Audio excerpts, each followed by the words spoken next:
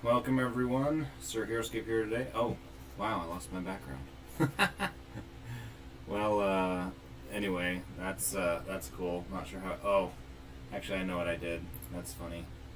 I lost my background because I had it linked to a image, and that linked image, I moved the location of it. So I usually have my Solomon background for this, and I actually was just shifting some files around. So that makes sense.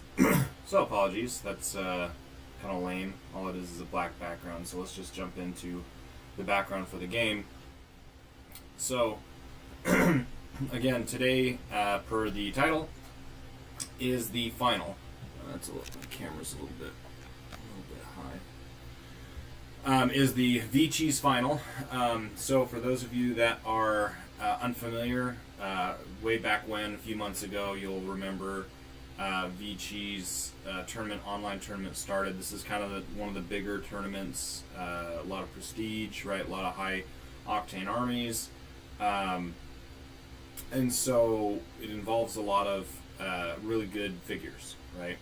And over the course of the last few months, you know, it's been a double elimination, actually, is how they set it up this time. But the format is actually pretty neat in that both of these players, I think, have lost once. Yeah, so Boromir96, Foudzing's 5-1. So they both made it through the losers bracket to make it into the finals, which is actually pretty cool. And so Heroescapers was down for like a month. This was ready to go, and the game never got played because Heroescapers was down for so long. And so here we are. Here we are. And right now we've got, it looks like we've got, oh, thanks. Yeah, Disgraced Hand Puppets, yeah, some, appreciate you pointing that out. So the armies are 4 squad, or no, is it 5 squads? 1, 2, 3, no, that's right. Yeah, 5 squads of troopers. So 5 squads of microcore troopers, and this is Foudzing here on the left. You've got 5 squads of microcore troopers, Raylan, Rise of the Valkyrie, and then Laglor, and then Isamu. And then Boromir on the other side has 4 squads of 10th Reg, Raylan, and Marku. Well, and Heracles. So, Nate from the Discord, by the way. Cool. Appreciate that. So yeah, so we're on Bad Moon Rising. Bad Moon Rising, this is a classic tournament map. It's been around for a really long time. One of the best tournament maps out there. It's pretty tested in the sense that it's proven over the course of, I don't know, like a decade plus to be just one of the best balanced maps for high level play. So you know, this is a really good map for the finals. We've got 2 glyphs on it. We've got the Zawit glyph, which is up at the top, and then the Olnavia glyph at the bottom. So Olnavia is +1 to unique attacks. Not super relevant in this game. I mean, Marku, Heracles, like Heracles already has a ton of high damage, and Marku is, you know, fine with it. But again, those are kind of meh, right? So that won't be utilized. Zawit is interesting, though also not going to be very useful. So I'll just show you what it does here. At the end of the round, you may place the figure on this glyph on any, at the end of the round, you may place the figure on this glyph on any empty space on the battlefield, not adjacent to any other figures. The teleported figure is engageable, not taking any engagement attacks. So it's pretty cool, right? You can blip around the board a little bit, reposition. But you can't get next to figures, and you know, it's I would say pretty niche. Like it comes up where it's useful, but it's not like amazing, right? Because as long as you kind of have a screened off wall, you really don't have to worry too much about someone getting closer to you. Now it's at the end of the round, so initiative switch could potentially make it a pretty big deal.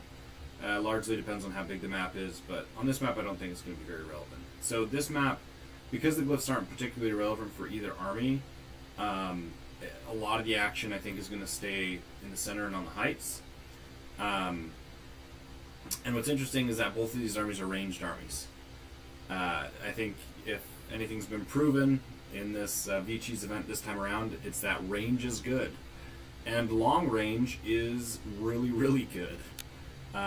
You know, microcore troopers are so oppressive at this point total. Like, especially with Laglor. Like, Laglor generally, I wouldn't say gets a lot of playing time in tournaments because, or if he does, okay, sorry about the alerts there. If he does get playing time, it's usually like with Krav or, man, all the notifications today. Excuse me. It's usually with Krav or Nikita agents, just because, you know, you want to run, you know, 9 range Krav, which is, you know, disgusting, and Nikita agents 8 range. I'll be honest, this is probably one of the first times I've seen the troopers run very often with Laglor, and maybe that's just because I don't run troopers very much. But I guarantee people are going to run it more after this. Disgraced Hand Puppets could be the bio. Could be the big deal, but it's probably going to be a more shootout than glyph catching. No, yeah, 100%. Yeah, glyphs aren't going to be touched this game. I would be very surprised if anyone went for a glyph this game. It really is going to be a bit of a stare down, a shootout on those level 3s. In fact, I anticipate this not being a very close game and not being a very interesting game. Now, that's not anything at all against Foudzing or Boromir. All I'm saying is that when you have two highly octane ranged armies that both like to pod because they have Raylan, and then equally so, one that has a range 6, one that has a range 8 within Laglor's aura, I mean, that's just the name of the game. That's literally just the best play here. At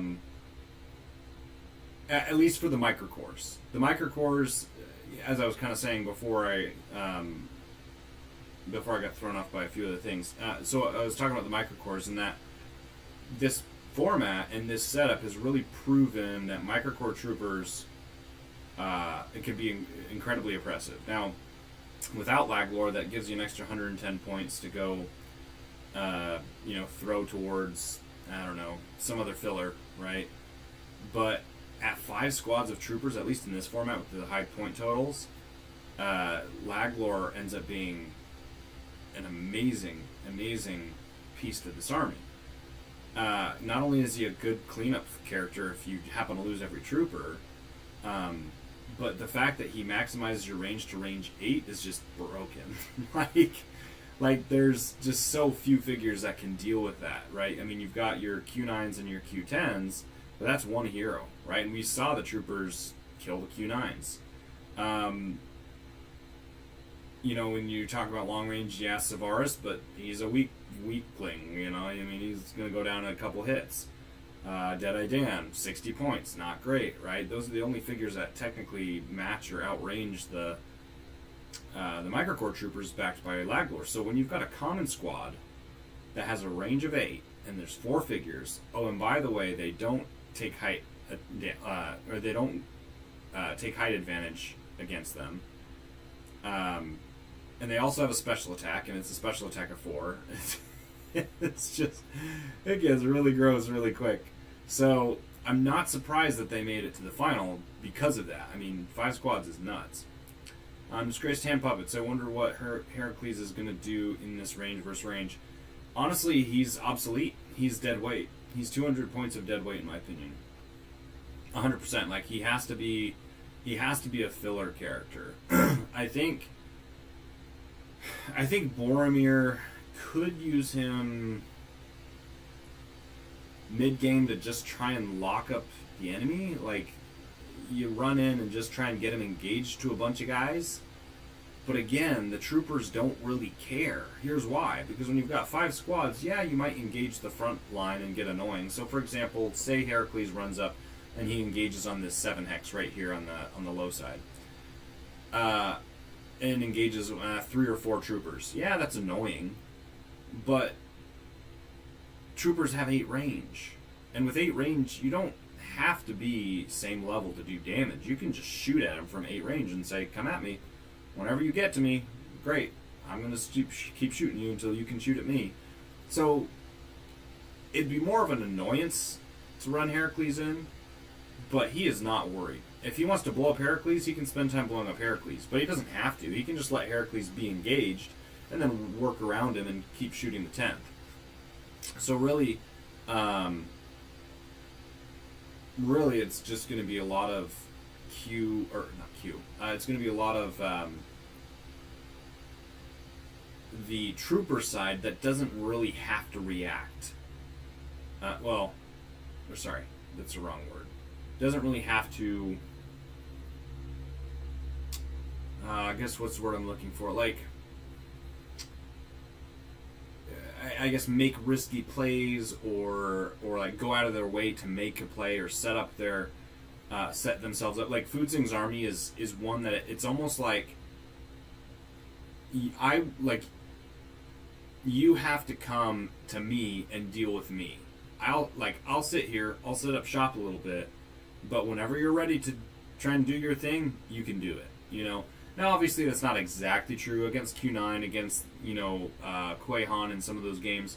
Like, the troopers did have to be a little bit more strategic, but because you have that 8 range, it really just allows you to kind of sit and wait and kind of duck and weave a little bit and wait for your opponent to kind of show their colors, right? You wait to see how they develop. You wait to see how they set up their pod or what their game plan is in terms of shooting the opponent. Um, and then you make your play based off of that, because with your 8 range, you can kind of do anything. You can initiate the attack, you can retreat and force them to have to come to you. Alright, some more comments. Let's see. I've wanted to try out the microcore, but I gotta get them printed. I wonder what Heracles is gonna do. Oh yeah, excuse me. Yeah, his special attack is gross. The problem is that you'd take him for Q9, but not everyone is going to take him. Heracles is probably strongest just drafting with a friend instead of multiple teams. I mean, here's the thing. Heracles is in the finals. He played a massive role in a lot of the games. If you go back and watch some of the other casts I did of Boromir's games with Heracles, played a huge role. I mean, he's such a massive threat, especially in this high point total format. There was lots of dragons. there was a few Q9s. Heracles is a direct counter to those units, and he's amazing for it. And he is very much relevant in this format.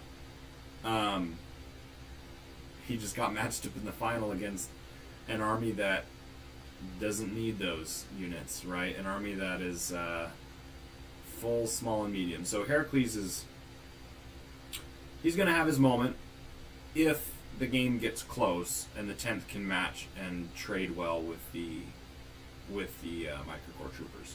Here's the scenario where Boromir has a really good shot at doing well. If Boromir can trade at an even clip, just straight up an even clip, he has a legitimate chance of winning this game. Here's why. Because if he can trade 1 for 1, and that's honestly, if I'm him, that's my goal. My goal is not anything else other than I just got to trade 10th 1 for 1. Because if you can trade 10th 1 for 1, you've got 4 squads of 10th, and he's got 5 squads of troopers, so you're already outnumbered. And you're already outranged, and your attack is the same, essentially, right? So the most attacks you're really going to be doing is just pot shot attacks of 2 into their 4 defense, and vice versa. Because you can't get height attacks with the 10th, and wait then fire isn't likely to activate because he can always stay outside your range of 6, shoot you from 8, and you're never going to be able to get your wait then fire. So, kind of a major problem, right? Well, you've got to hope that you can trade 1 for 1, because if you get rid of 16 troopers and he gets rid of 16 10th, what's left? 1 squad of troopers. Now, 1 squad of troopers isn't too much. Like, it's obviously still good, but in an end game where you have Heracles, who has 8 life, 6 attack, 4 defense, 6 move, he can get a double turn. Like, the end game state where Heracles takes on the last squad of troopers and Raylan and Laglor, I mean, he pounds them to a pulp, right? I mean, he smears those guys in the end game, if that's all that's left. Now, if the 10th can't trade 1 for 1, and say there's 6 or 7 troopers left, that's not an end game where I think Heracles can win. Because Heracles has, the action economy is too great. Any hero, anyone that's played HeroScape competitively knows that action economy is everything. Regardless of how much damage output you're doing, action economy will always overwhelm a figure with 1 attack. Now, Heracles, granted, can get 2 attacks per round, and he can also throw figures, so I mean, he's, by all means, he can deal the damage more than a normal hero might, but it's it's a scenario though where you just get out activated. Like 6, 7 troopers in the end game. Heracles rushes in, he bops off 1 or 2, and then you spread out the others, right? You just spread them out, so the most he can engage is 1. And you have a few of them take height, one of them do their special attack of 4, and it's like, you start running into just action economy issues. But if there's just 1 squad left, he can deal with that, because as soon as he engages that first one and bashes that first one in, that lowers the action economy down to 3 figures per squad for the squad. So that helps him out a lot. So let's get enough theory scaping. They've started to develop here, and they've already taken the first shot. So if we look here, all the first round was just development, and we got 1 shot in, and now we've got a new initiative. Boromir throws it on Raylan and brings her out. Interesting choice. I mean, I think you have to. I don't think. Yeah. I mean, I think he can't sit back with her. The only reason I say interesting choice is just because there is a world where. No, actually, no.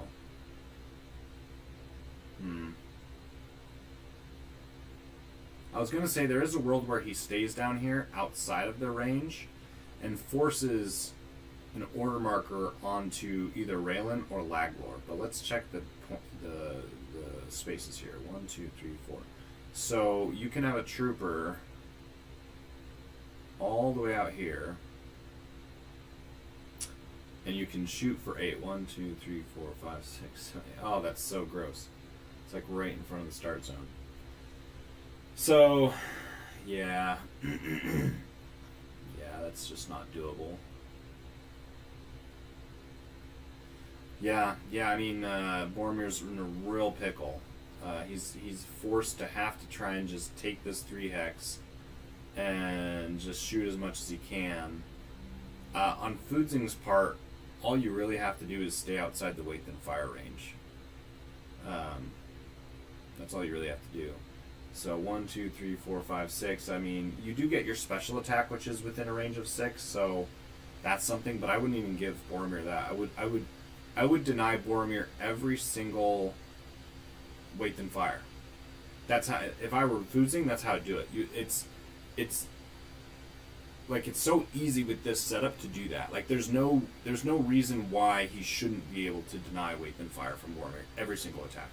Because you have range 8. Again, obviously as long as you're staying within Laglor's aura, but you have no reason not to, right? So if he stays back and stays out of the 6 range of the 10th and just pot shots the 10th and never gives him weight then fire, like, that's game. I mean, there's just, the 10th can't do anything. 2 damage, or 2 attack into the troopers. Again, his goal is to just trade 1 for 1. He's not going to trade 1 for 1 if he never gets a weight then fire. Okay, got a few comments.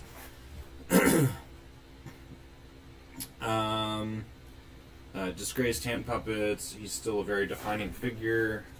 That's referring to Heracles. Yep, correct. Let's see. I'll probably this team with 8th or 10th and Heracles because my friends love running Q9. Thankfully, I don't have to deal with rats because I don't have any in my collection. Yeah, no, absolutely. Bring Heracles and scare the poop out of your friends when they decide to run Q9. If your friends only like running Q9, counter draft with Heracles every single time, 100%, and just be like, "You're gonna pick Q9? All right, I'm picking Heracles," because he will bash that tin can in. He will bash that tin can in. So it looks like he opted to give them weight in the fire, but he's not going to take it. He's going to go ahead and move. That's a great spot to be in, within Raylan's aura on height. So, I mean, he's getting extra defense. He doesn't get extra attack. And that actually gives him a pretty good range down into the start zone, so he should almost always be able to get a weight then fire attack. Yeah. That's a good play. Unfortunately, that figure probably dies, but if you can set up your base to... If you can set up your reinforcements to...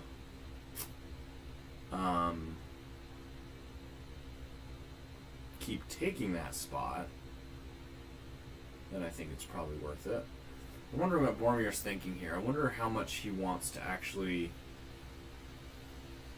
develop into the map. Volners, new Heroescape hype. Absolutely. Heroescape hype.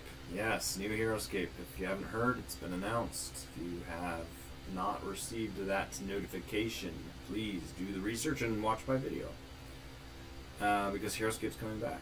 Are you starting new season of the league soon? Is that how you're running it? Volners, hopefully you're on my Discord, but it sounds like you might not be. If you're not on the Heroescape Discord, please get involved. The season is running the full year round. So the CCL, the Champions Circle League, which is it consists of 4 qualifying events and 1 finals.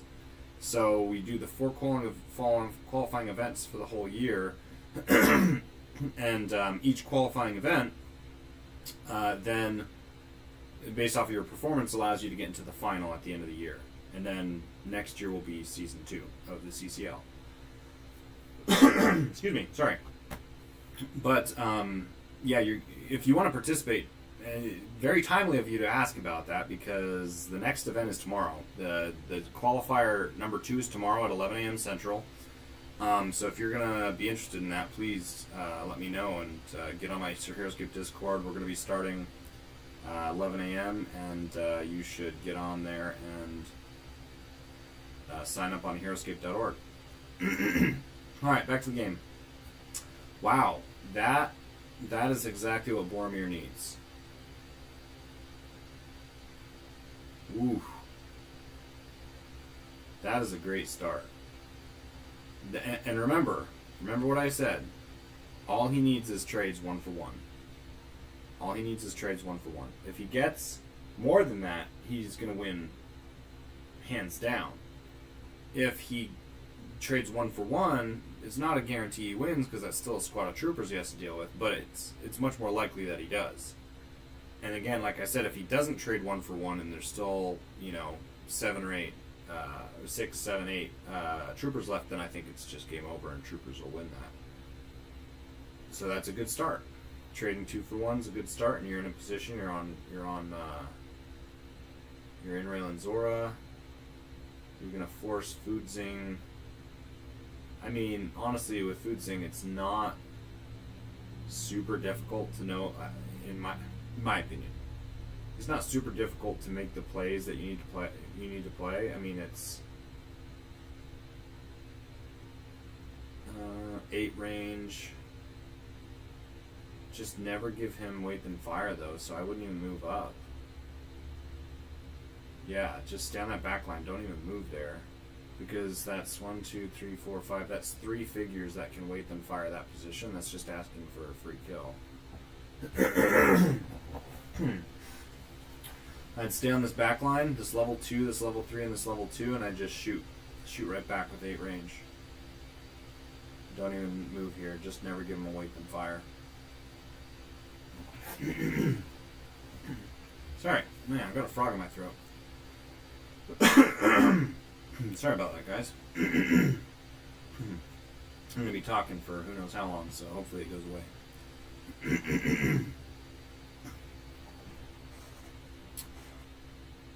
Alright.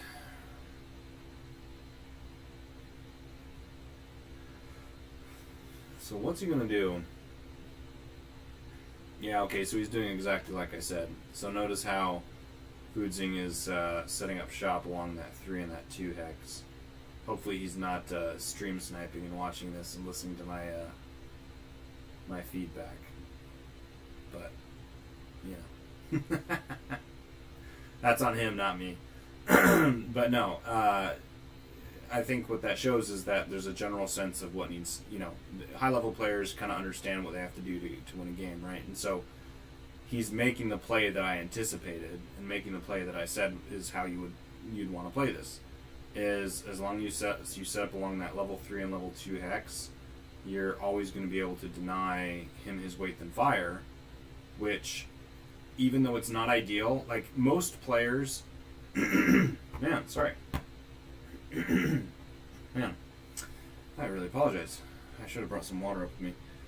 Most players are going to be able to, most players are going to want to develop onto this level 3 hex and say, well, I want to get level 3 attacks onto 10th, and I want to get level 3 attacks onto Raylan. Like, I need to get as many as possible. And while, yes, that gives you a better chance of doing damage, that you don't understand the deeper implication of that play. Because getting same level, or even getting height, doesn't always give you the advantage you think it gives you. I'll say that. it's more of an advantage to do what Foudzing is doing here. It's more of an advantage to sit back outside of their 6 range weight than fire and force them to move and only get attacks of 2 than it is to move up just so you can get more sand level attacks. And that's an advanced level of play, because most people would look at this and be like, well, that's dumb. He's on low ground on level 2. He's on low ground on level 2. Why would he do that? He's attacking up and giving them extra defense. It's like, that's not the point. The point is that at the end of the day, when you throw 4 attacks of 2 dice, even if it's into 4 or 5 defense, eventually it's going to get through. It's just how many times you do it. And if every time you're outside of the aura of a weight than fire, then you're going to be able to do pretty well. Now in this case, notice he did allow 1 to go same level. That's going to get weight than fire. 1, 2, 3, 4, 5. Yeah. So, and that's okay. He didn't do 4. He did 1. So basically, he's offering this one up for sacrifice. He's saying, you know what? I'm going to let you. I'm going to let you have this one. Whoa, whoa, whoa.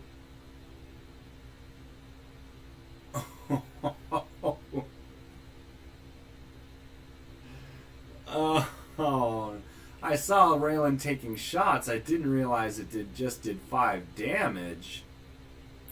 2, let's see, 2 wounds, 3 wounds, 4 wounds.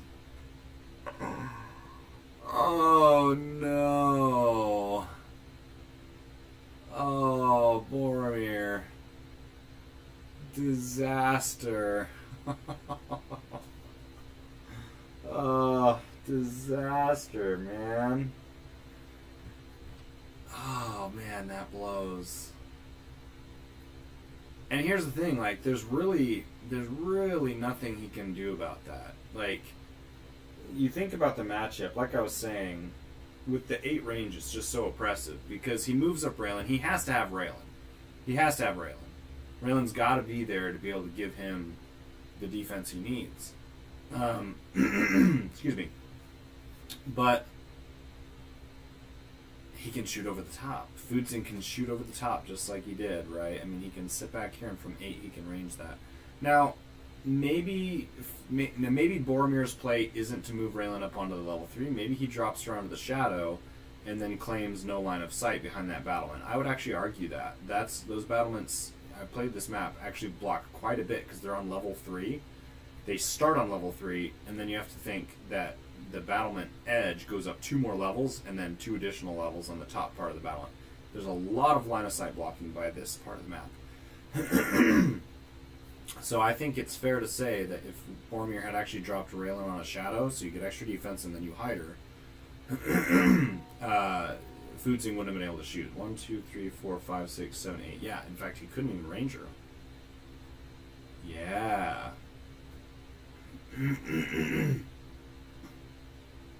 Yeah. I think,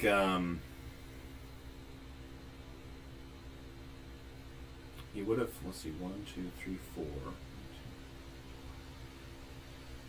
Let's see, 1, 2, 3, 4. That's interesting. That would have been really interesting. Okay, so he's getting some kills. Well, that's good. Oh, but he blanked there. Oh, another blank. Well, he went 2 for 2, 2 for 2, blank, blank. Okay, that's fair. So I was just thinking, if Boromir throws Raylan here or here, in order to attack her, Foudzing would have had to put his troopers here, or here, like this forward position, to range her. Now, he would have gotten height, so that kind of sucks, but she's got an extra defense. But the other implication of that is, if Foudzing has to take the forward position to attack Raylan, that allows you as the 10th to take position here and wait then fire everything. So he has to give up wait then fires in order to attack Raylan if Raylan's down here on the shadow. So I'm not saying that's the right play, but I think that's a good alternate play. Instead of throwing Raylan on the level 3 where he can just shoot over the top and attack her no matter what, he could have kept her on the shadow hidden even. And again, you know, I would have claimed maybe even no line of sight on that.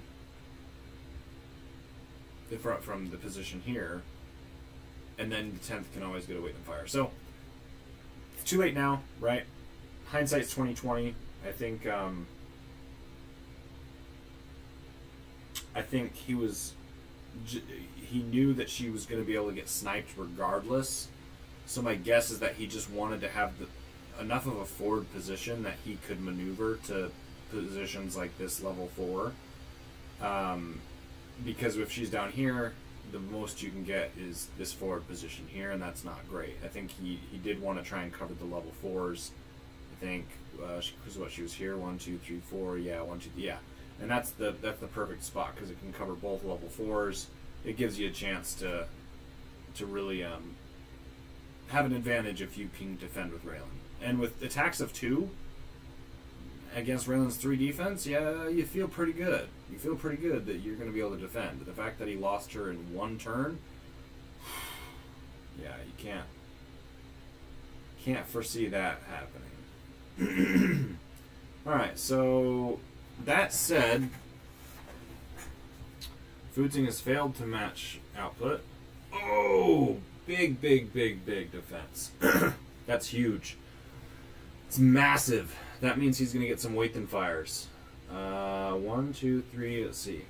1, 2, 3, 4, 5. Oh, baby. Oh, baby. He's going to get 3 weight and fire attacks. Unless this is turn 3. Oh, it's turn 3. Dang it. Oh, that's why he was a little over aggressive, I think. Because I think he anticipates winning the initiative. Or not necessarily anticipating. If he wins the initiative, he can then run back out of weight and fire range. Alright, a couple comments. Are Krav Maga agents overrated and competitive? Absolutely not. Krav Maga are amazing. They're a really good unit. They're an A unit, 100%. One of the best units in the game in terms of range. I mean, they're 100 points. They're so easy to fill into armies, especially armies that like a little bit of range support. Absolutely. Okay, well, Boromir did not need, or Boromir did need that initiative, I think. That would have given him 3 weight and fire attacks. Whereas now, if Foudzing is smart, he's okay, or maybe not. I guess he's just gonna accept the weight and fires, and I mean, he's still covered by Raylan. Yeah, that's true. I wouldn't say he's flexing. Like, this isn't a flex move. But basically what he's saying is, your Raylan's dead, mine's not. I'm not scared of your weight and fire, right? He was sitting back before to kind of force a little bit more out of Boromir. But now that he doesn't have to worry about Raylan, he doesn't really care that he can get weight and fired because he knows he outnumbers him. He's got 20 troopers. Boromir doesn't. And definitely not now. That said, Boromir so far is trading okay. Good block. Just get 1 more block, and then you've got 3 weight and fires. 2 for 4. That's yeah. Okay, but 2 weight and fires though. That's it's almost not worth it.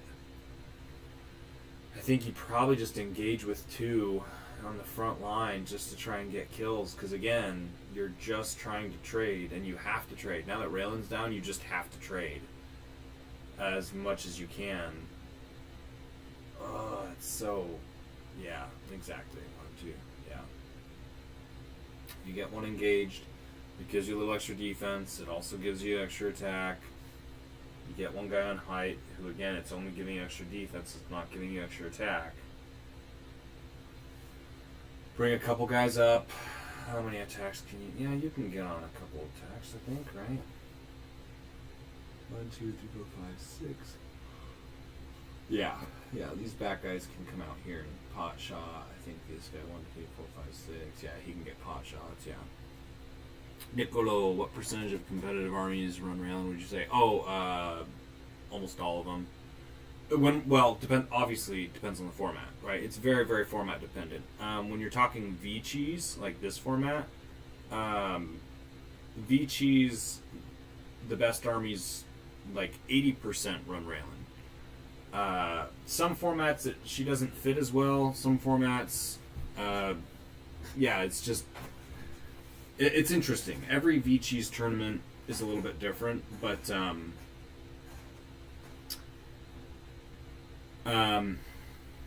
the teams or the armies that make it far always have Raylan.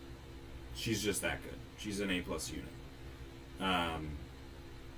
Yeah, if you go to a local tournament, you'll see less of that, just because people like to play other things, and sometimes the formats don't make it so that Raylan is a viable option based off of how the format is set up.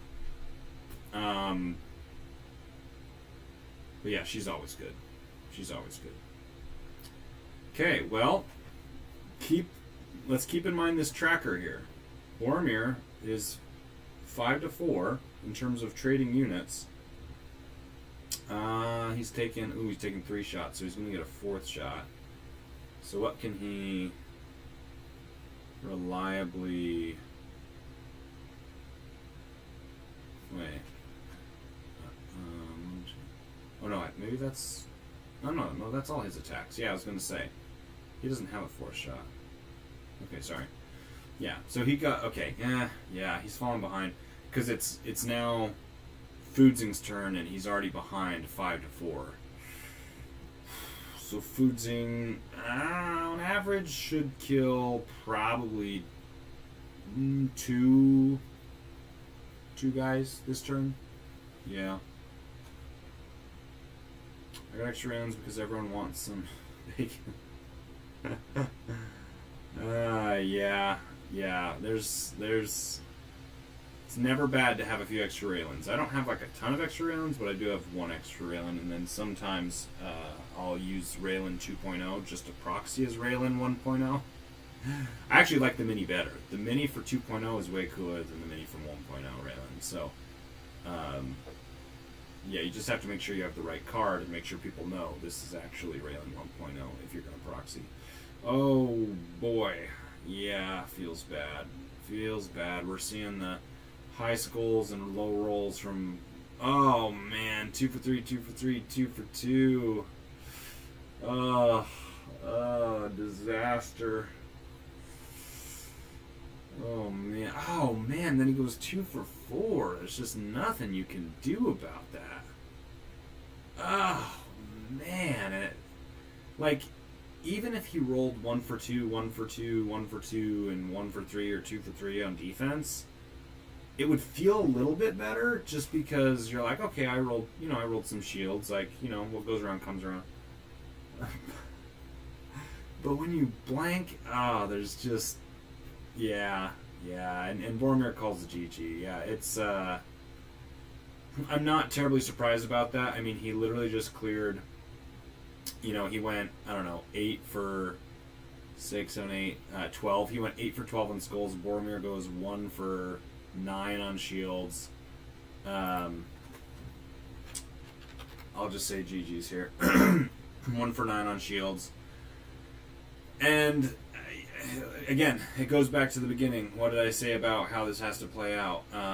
You have to trade, right? You have to trade if you're Boromir, and you're still in it if you can. Like, even though Raylan goes down, if you can still match and trade 1 for 1, you have a fighting chance. But he was already down by 1. It's Foudzing's turn, and then he clears 4, so now he's up by 5 figures. And again, like we said,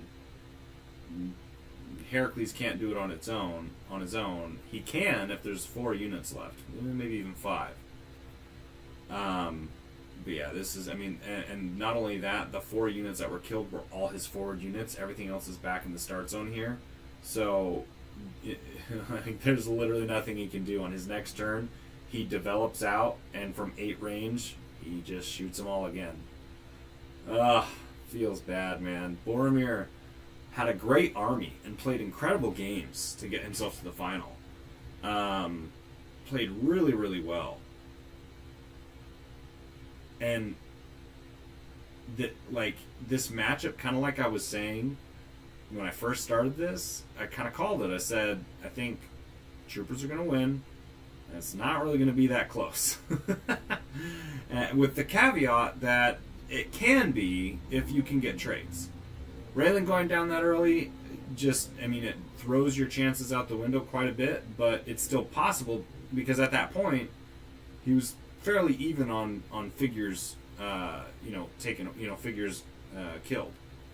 So it's GG's. The game is over. Sorry for those of you that didn't catch on. I'm talking about all this because the game is now done. You don't think so because now you're looking at it and there's the whole army, both sides basically still on there. But here Boromir and Foudzing, or Boromir called the GG because it's game over, right? So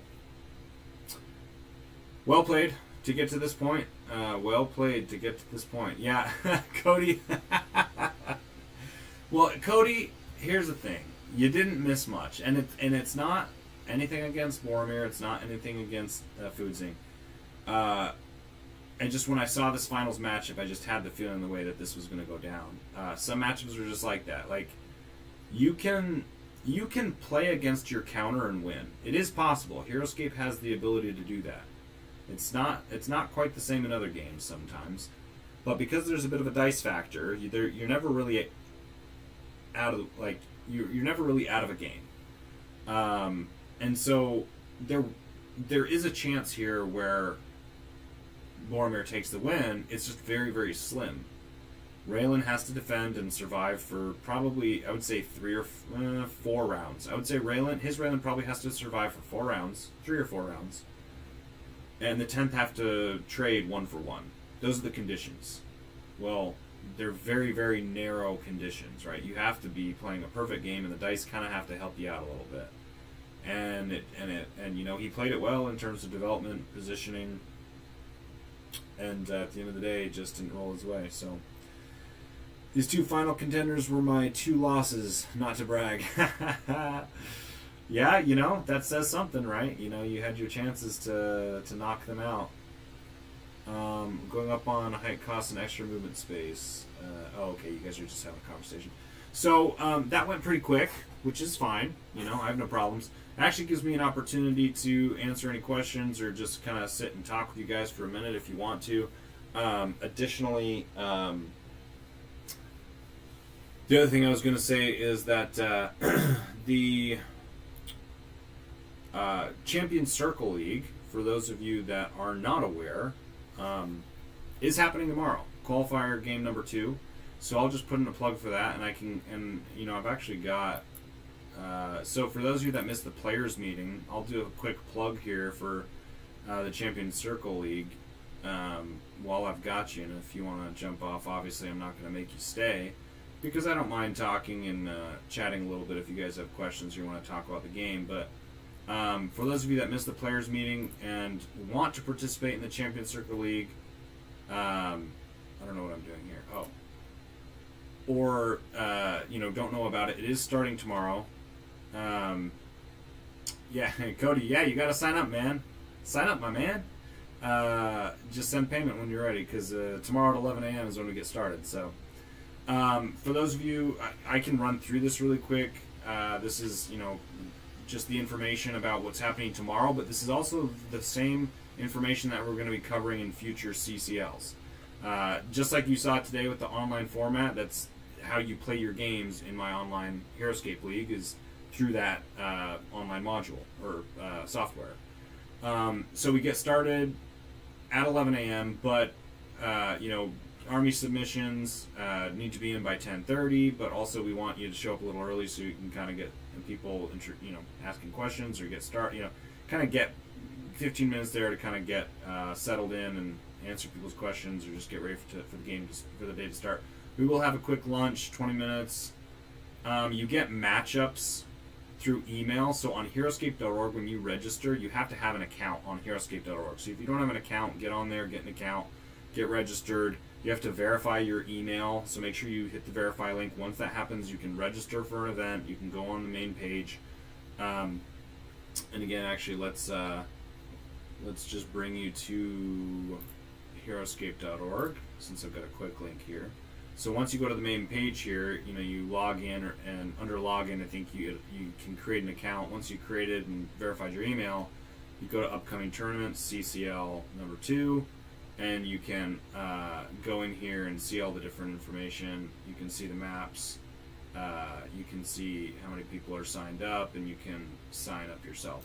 So it's pretty sweet. We have a lot of fun. It's good stuff. And there's lots of prizes, so I'll cover that in just a minute, because I'm doing a good plug for those of you that want to stick around and learn a little bit about it.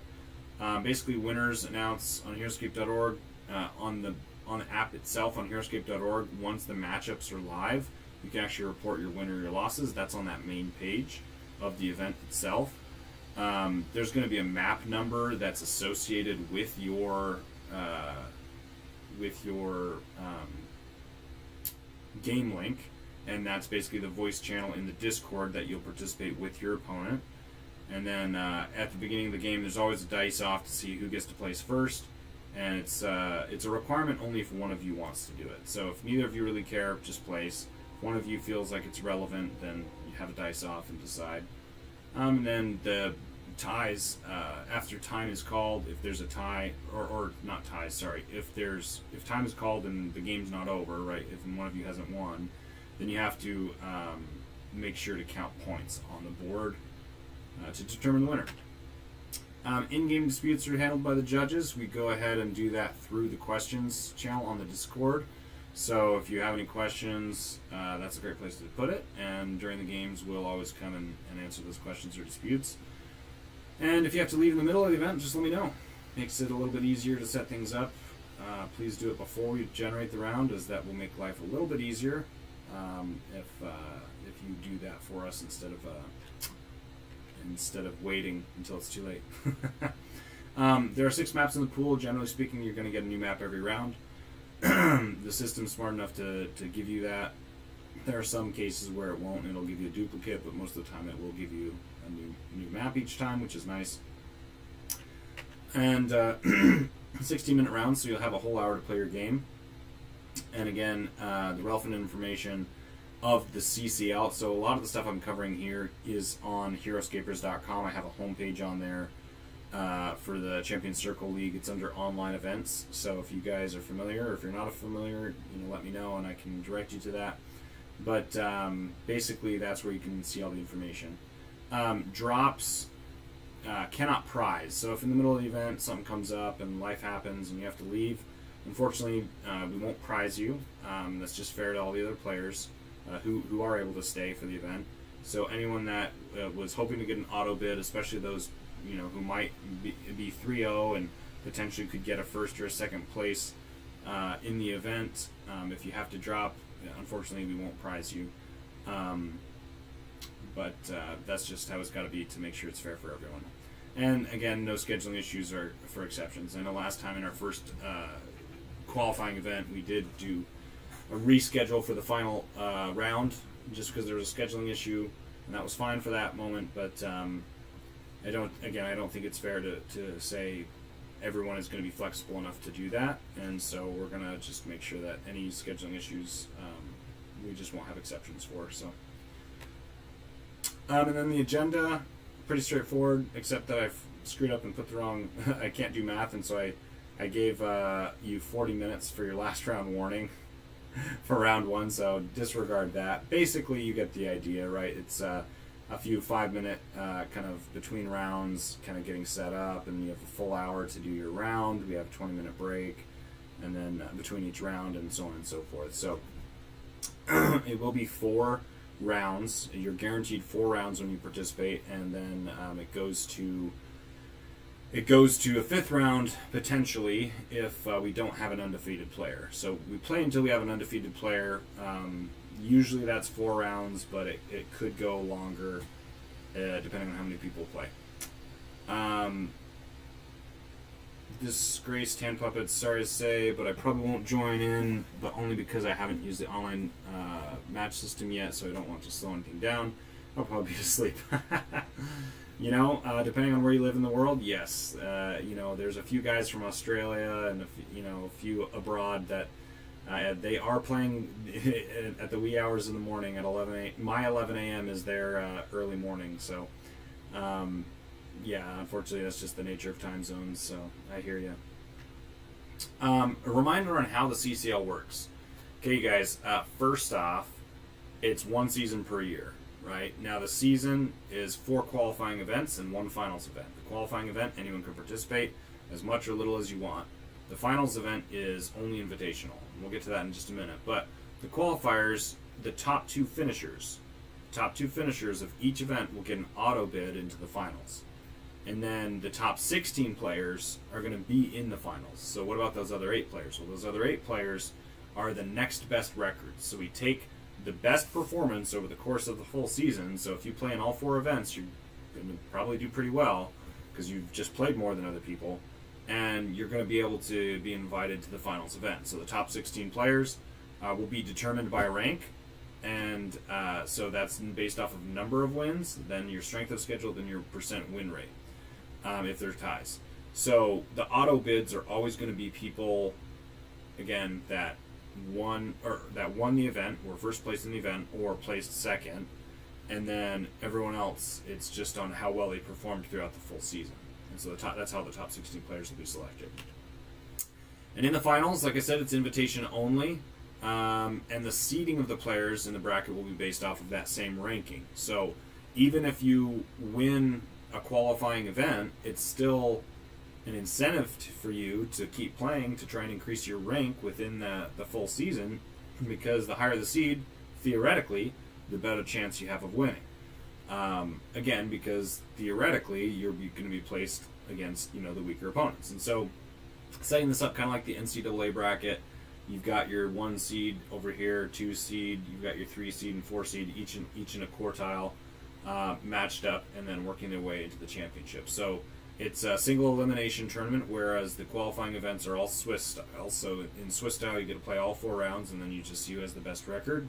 In the finals event, it's a single elimination event where you're gonna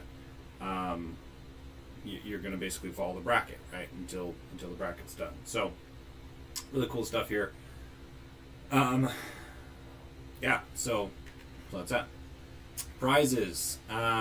Every event winner gets a custom set of Sir HeroScape CCL dice, and so that's this right here. Now this is an older image. I've since cleaned up the images a little bit, and done a little more design work on the helmet and and the dragon head. Excuse me, man, my throat.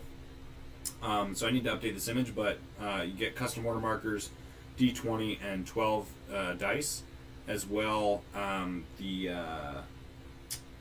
There's a member of the community that has decided to donate 2 sets of Valkyrie dice. So these are Valkyrie dice, and these are Aquila dice, and these will go to the 2nd and 3rd place prizers. Additionally, there's a lot of incentive money-wise. So if we go to the Discord, oh, here we go. It's up now. And then we go under prizes. I've actually listed at the top here of my Sir HeroScape Discord the prizes here. So qualifiers, first place prize gets $100 of store credit to Good Home Games. Now, Good Home Games, if you don't know that, is on eBay store that sells HeroScape. So that's basically $100 of free HeroScape. Pretty sweet. $50 cash from me out of my pocket. $25 cash for minimum from entry fees. So based off of how many players there are, it's $8 entry fee per player. And so that gets put into a pool. And then after reimbursements of some of the prizes, we take the remainder and do cash minimums to the players based off the entry fee. Custom Sir HeroScape dice set, and then second place prize also gets a $50 store credit, $25 entry fees, and then 3rd, 4th place get entry fees, and then 5th through 8th, it's based off of how many players play. So last time we were able to prize out to the 8th players, which was pretty cool. We had like 32 people participating. I don't anticipate we'll be able to do that this time. I think we've got about 16, 17 players this time around because we had to reschedule 3 separate times because of the HeroScape site being down. We couldn't play, so that really screwed up people's schedules. I'm just glad we have some good people who can still make it. The finals event when that finals event comes around, has a lot of incentive as well. So note the increase in store credit. You get $250 store credit if you place first. $50 still cash, a custom set of dice. Second place still gets $100 store credit. Third place still gets $50 store credit.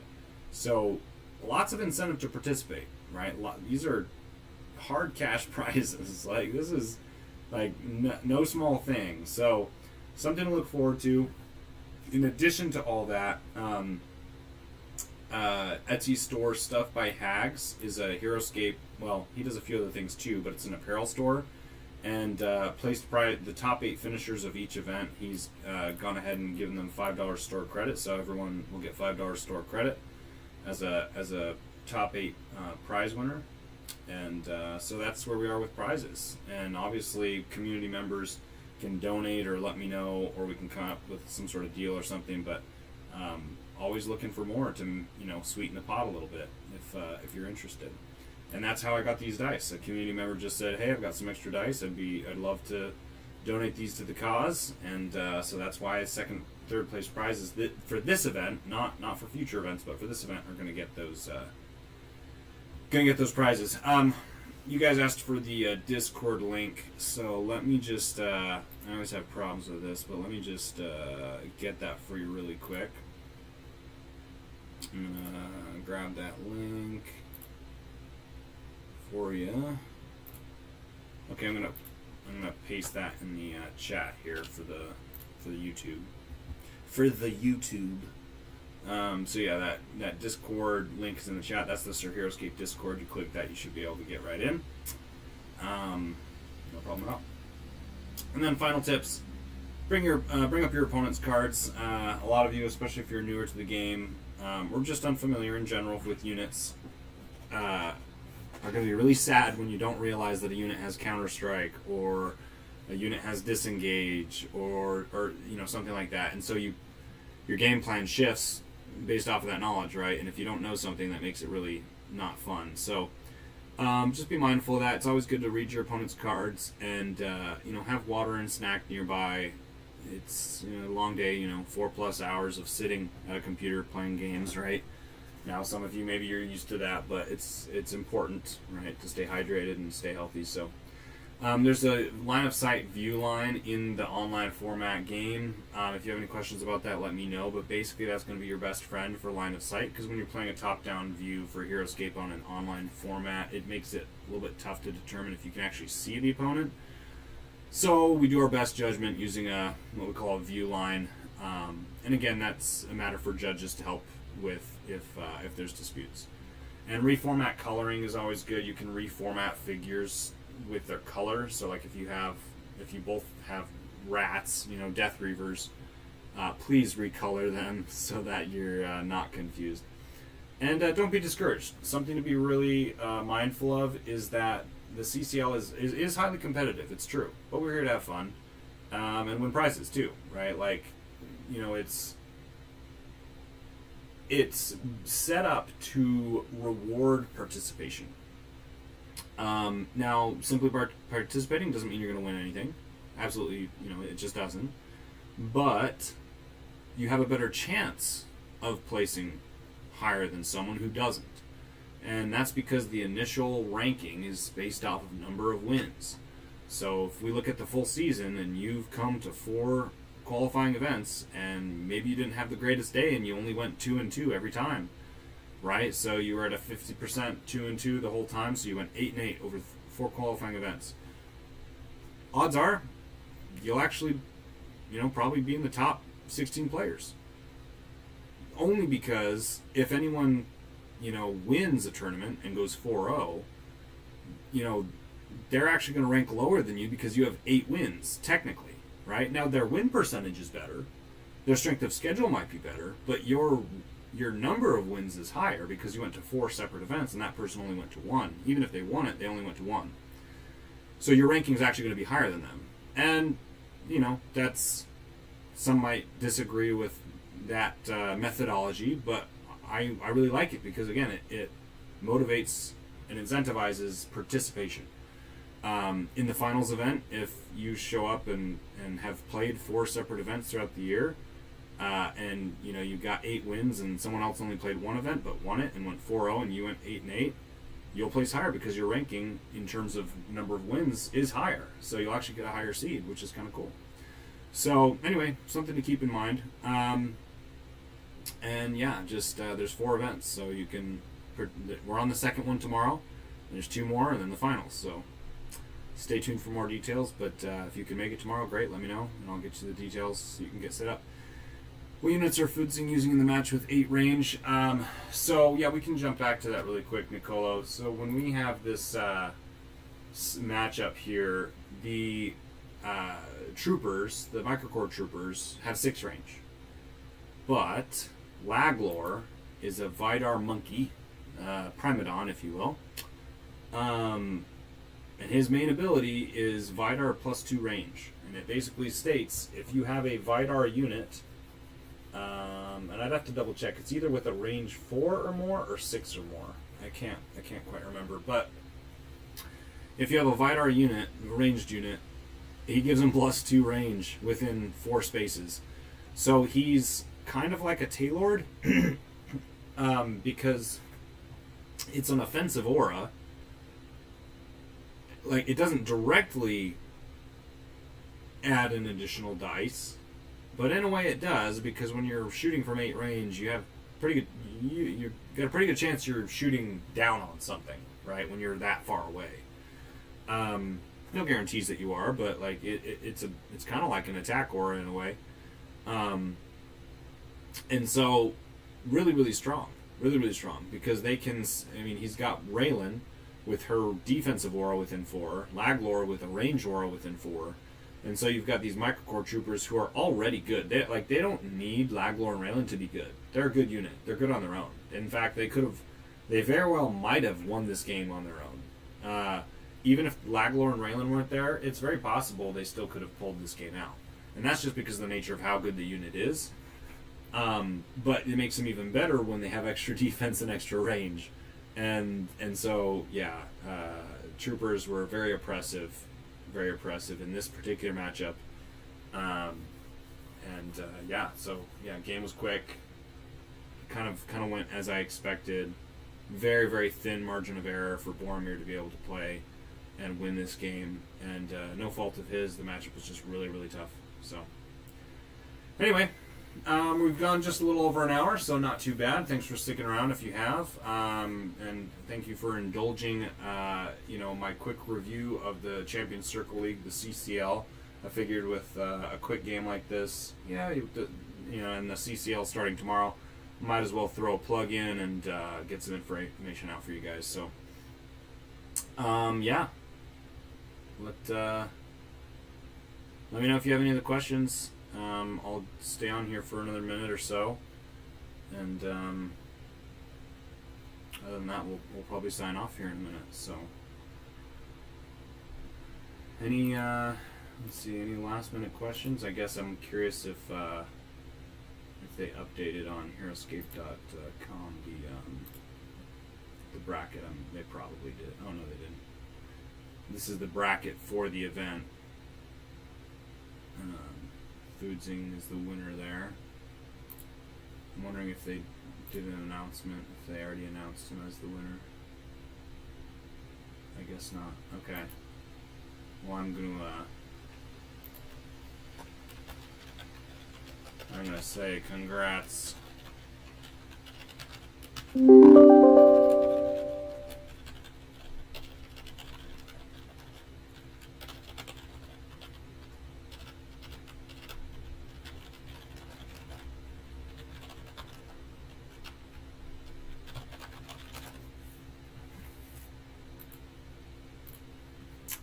Okay. Let's see, Nicolo. Thanks for Foudzing Microcore Troopers is C3V unit. Yeah. Microcore Troopers are C3V unit. Yep, that's a good point. Foudzing, who plays tomorrow? Oh, you're just asking those that are watching if they're playing on the CCL? Yeah. Hopefully everybody. In fact, right now I think we're sitting at 16. let me go here. So 19 signed up. I had to bump Joe, Bert, and Mega because they couldn't make it anymore. Let's see. So that puts us at 16. Yeah. So yeah, right now that's the perfect tournament. 16. That said, don't let that keep you from signing up. It doesn't matter how many we have. We would always love more because it just adds more to the prize pool. Obviously, gives you a better chance to place later on for the finals.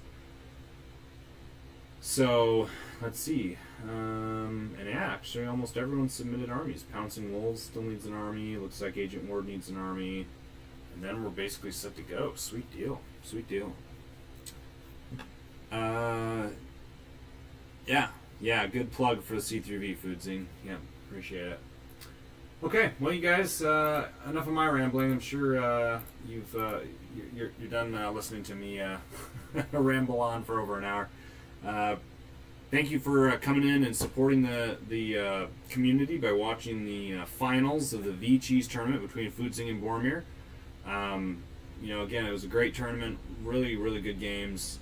Really interesting to see how the meta shifts and changes and how different units are highlighted based off of the format and kind of the setup. And the vCheese is always a very malleable format. It's there's always a consistent number of good armies, but man, we seem to be surprised every event in what ends up in the finals, and that's really cool. That just means the community is good, right?